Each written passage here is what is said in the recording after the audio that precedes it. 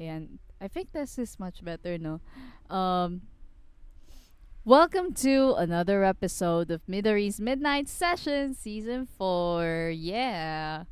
We're recording 2 episodes this week kasi ang daming nangyari, no? Ang daming nangyari. Nakasama ko tong batang to. Mwah! meet my meet my Junaki sa aking kwarto. Si Mang ng BT21. Although, yes, nag-face reveal na siya like 2 years ago, I think. Eh, wala ang cute niya pa rin pag nakamas tapos ganito. Parang it was calling to me nung binili ko. But anyway, the reason why I wanted to record 2 episodes is the other big event that happened this week, aside from the Jornsem, is right after ako pumunta sa punto ni Iori. If you remember, Iori was my professor who died last year. And it was her death anniversary yesterday. And pumunta ako the day before to light some candles. Tig-isa kami ni Mang. Tig-isa kami and so nanahimik ako doon for like a few moments. Basta until like the candle was small enough to be blown, like pwede kong hipan, patayin. Kasi syempre guys, ayoko naman makos ng fire hazard doon tapos ako lang mag-isa, like ako lang guys mag-isa ka last Wednesday na pumunta doon. And I said to the princess na I was gonna go, pero hindi ko sinabi na eto guys, hindi ko sinabi to anybody na nagpakita siya sa akin na may white butterfly na dumaan bago ako umalis. Parang sabi ko, shit, that's how I know. Being her tsundere self. Sabi ko, I see you. Kita, hoy. Wag ka ano sa akin. Di natalab sa akin ang pagiging tsundere mo, be. Marunong akong magaling ako malatis ng tao.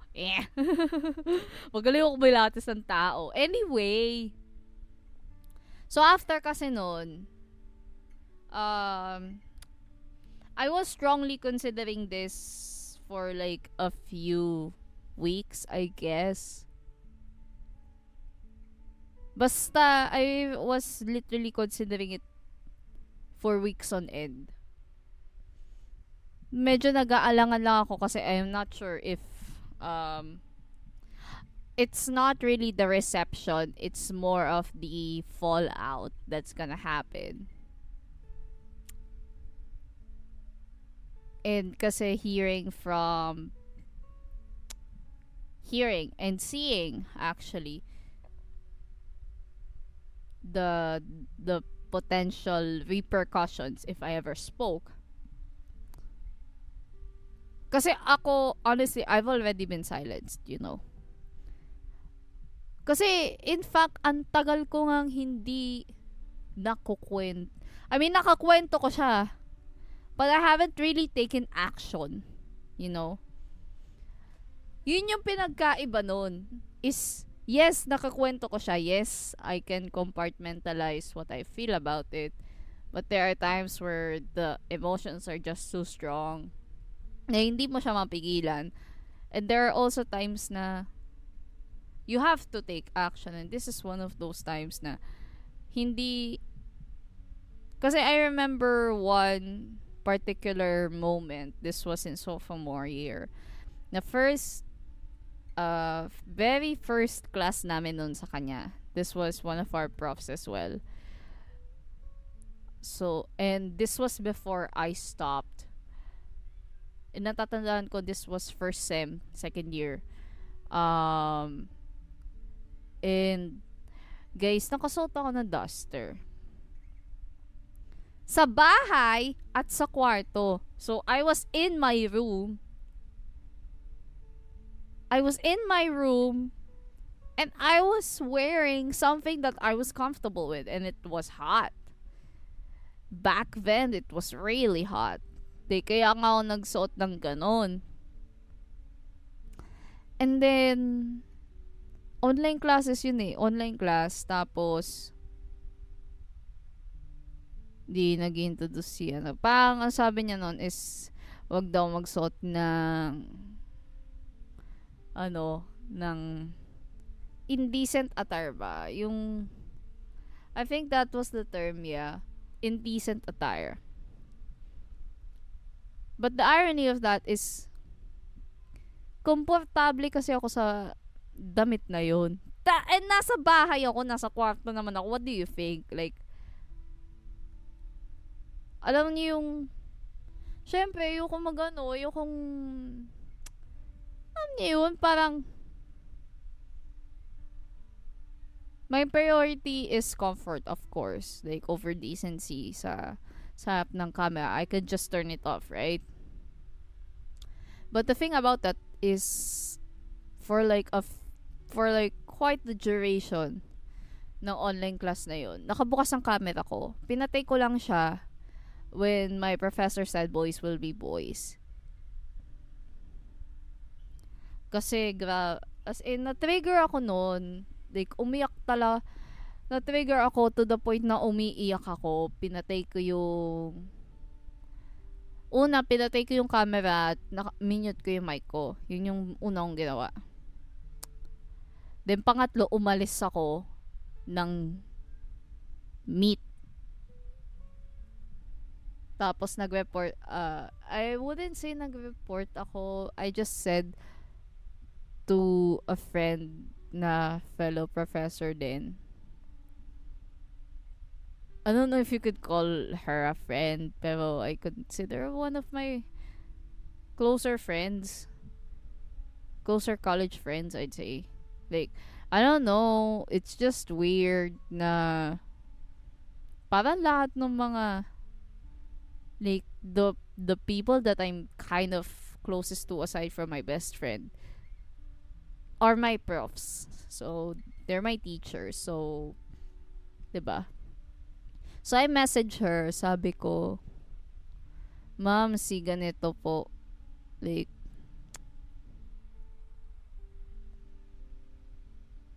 I think I said something along the lines of, Ma'am, si ganito po, like, I think your friend said something really, I think your friend just invalidated me. Something along these lines. Tapos sabi ko, parang sinumbong ko ba? Then na yun, nakapag-open up ako sa kanya tungkol sa nangyari sa akin. And then, sige, sabihan ko siya. Pero kasi, like, yun yung last resort ko kasi nga, ang sabi ko nun kay ma'am was, baka hindi niya mabasa. Kasi hindi naman siya, alam niyo yun, parang, di naman yata siya nagbabasa ng message sa hindi niya klase. Something along that line. And then, talagang naiyak ako nung pinatay ko yung mic tsaka yung camera. Naiyak ako. Tapos, I think a few hours later, nagsorry naman siya. Nagsorry naman tong prof ko. Sabi niya, I'm sorry na it came off the wrong way, I think. I'm sorry, pang he was explaining, like, pero di pa rin yung excuse. Pero, parang ganon. It wasn't an excuse on my part. Parang ganon. Sabi ko, ako, sorry, kasi po, parang, sige, nag-overreact ako, ganyan. Pero parang hindi rin. But, why am I telling you this now? Is because that apology was made within a few hours. Yeah. It has been a few hours. Like, in the gap between me messaging him, yeah, it was a guy, and the apology. That only happened in a few hours. In a few hour gap between. Ito guys, mag-iisang taon na hindi pa rin siya nagsusorry. I've already called her out. And you know which episode. Paulit-ulit ko nang sinasabi, it is season 3, episode 7. Pinapanood ko nga ulit kanina eh. Pero ayoko nang balikan. Parang medyo natitrigger din ako. So, I just watched like a portion of it. And then,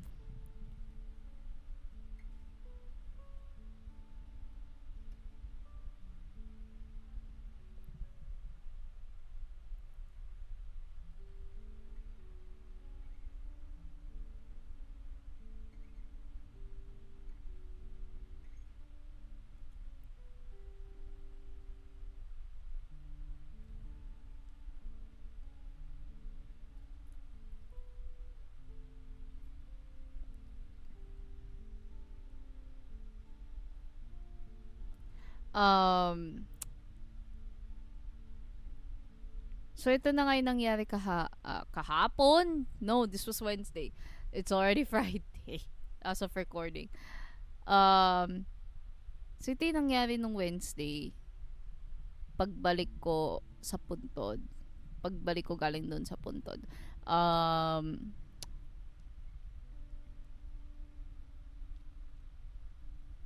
It was hard to decide talaga. Pero kasi after the conversation I had with a senior, na mention ko naman na siya sa previous episode, parang, alam niyo yun, parang I had to do something.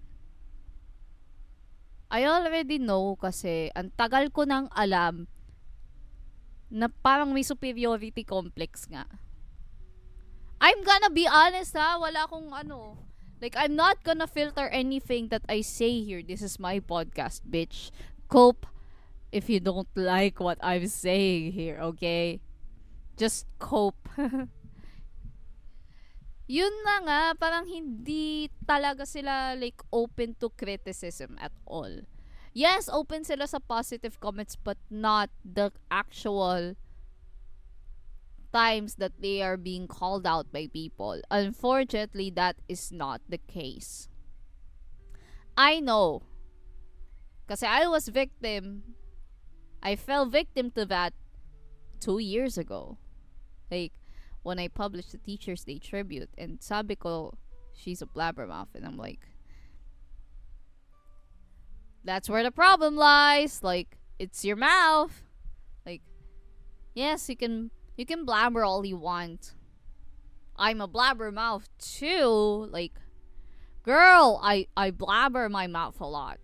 You already see how many episodes this podcast has.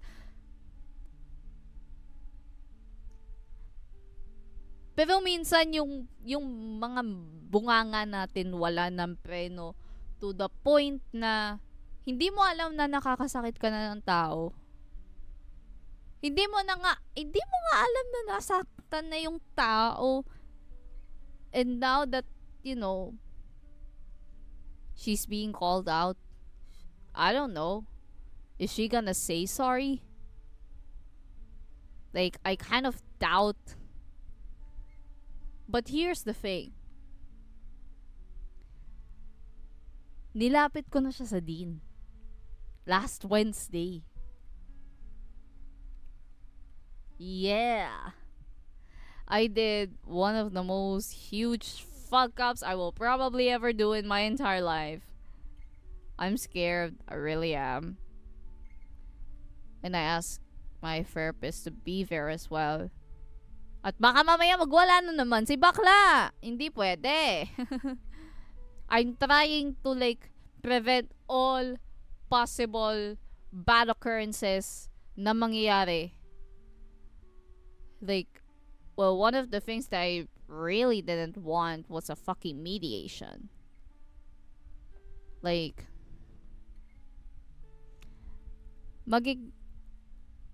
Kasi naintindihan ko rin yung perspective niya eh. I try to also think about it the other way. Pero kahit ganun, kahit sabihin na natin na na okay, tama nga tong mo, pero mali pa rin. Like, kahit anong tingin mo, kahit that is still really invalidating to the person, and that is really re-traumatizing. So how can you really understand? Like, the irony is that you knew. That's the most heartbreaking part. Like, I felt so betrayed. Like, my trust was betrayed, y'all. Ang hirap ibalik ng ganon.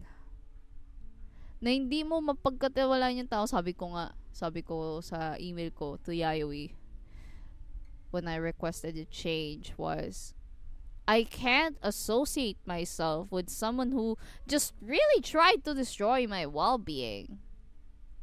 And I'm already not well. Like, girl, don't kick a man when they're down. Please. Just have mercy on my soul. I'm dealing with too much. Alam niyo yun, gusto ko lang naman ng yung utak ko nga hindi pa, like, it has just like bamboozled itself with a lot of really overwhelming memory reprocessing.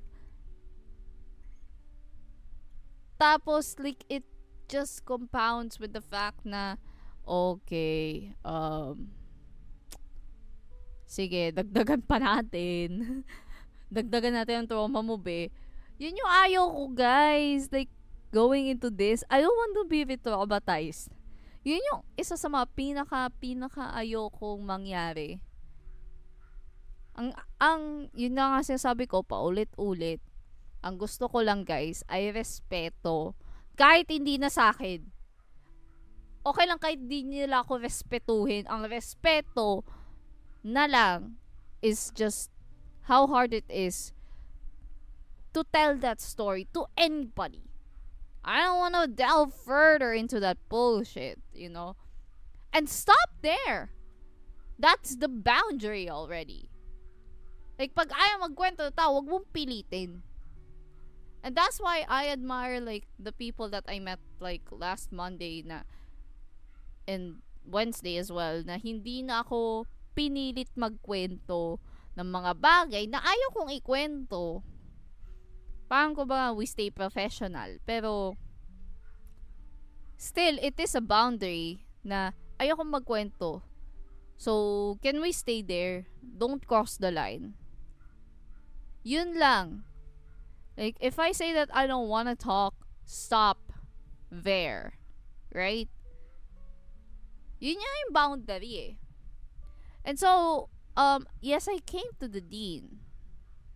And I talked to her about it. I was fine with it, Kahit na sobrang lamig dun sa loob ng dean's office. Show tabi. Like, naka-jacket na ako, naka-hood na ako and all. Like, I was literally shivering in the air. Tapos, alam niyo yun, like, I kind of got to tell the story that, alam niyo yun, hindi ko naman ginusto ikwento, pero sige, go. Para magbigay ba ng context doon sa narrative. Kasi yun naman yung ko eh, that's why I always try to really tell it. It's really to give the context. Kasi malaki ang bagay ng malaki ang role ng sarili kong kwento sa paggagawa ko ng thesis na to. And it's really not just a thesis to me, Hindi siya basta-basta thesis lang. Kasi ang pinagkaiba nito sa lahat ng mga thesis siguro ng ibang mga kasamahan ko sa sa department na to is that it is a lived experience. They have none of that. It's because I lived this. I know this very well. Yun yung pinagkaiba nun eh. Kasi, hindi naman siya basta-basta makikwento mo. Oh, mahirap din siya para sa akin. Like, sabi nga ng prinsesa, it's been getting to me. And it was meant to, you know? It was meant to get to me. Kasi hindi lang naman ito thesis lang. Buhay ko. Buhay ko to eh. Like, ito yung mga bagay na hindi ko nasasabi. Ito yung mga bagay na mahirap ikwento, na pinipilit kong ikwento kasi they matter. They matter. All of the heartbreaks matter. All of the bullshit matter. You know? And they have to be honored. They have to be respected pa. Respetuhin mo yung kwento ng tao kasi na, like, you know in your gut and in your heart that it is really hard to tell that kind of story. That a lot of emotions would be brought up pag nakakwento natin yung ganun. For example, if someone dies, right? And you try to recount the memory of that person, doesn't it bring you to tears? It's the same thing, you know? Like, it's the same thing that I go through. Like, when talking about what happened to me, it brings up a lot of emotions in me. And it was meant to. Kasi hindi lang naman ako napunta dito. Like, I didn't do this to just graduate. Like, yes, but I was meant to feel all these kinds of emotions na nalak noon sa ano ko, sa utak ko, 'di ba? And yun lang, I don't ask for much, and I just really hope that everything would go smoothly this coming week. I don't know when. I'm scared, yes, and I'm really hoping that they would take some kind of accountability. Gusto ko lang sila mag-sorry. Gusto ko lang sila, like, you know, be responsible for what they say and what they think and what they do. Kasi hindi lang naman sila professor lang na may titulo ganyan. They are teachers. They are mentors. So, they gotta act like one. And that ends this week's episode of Minderies Midnight Sessions. I'll see you next time.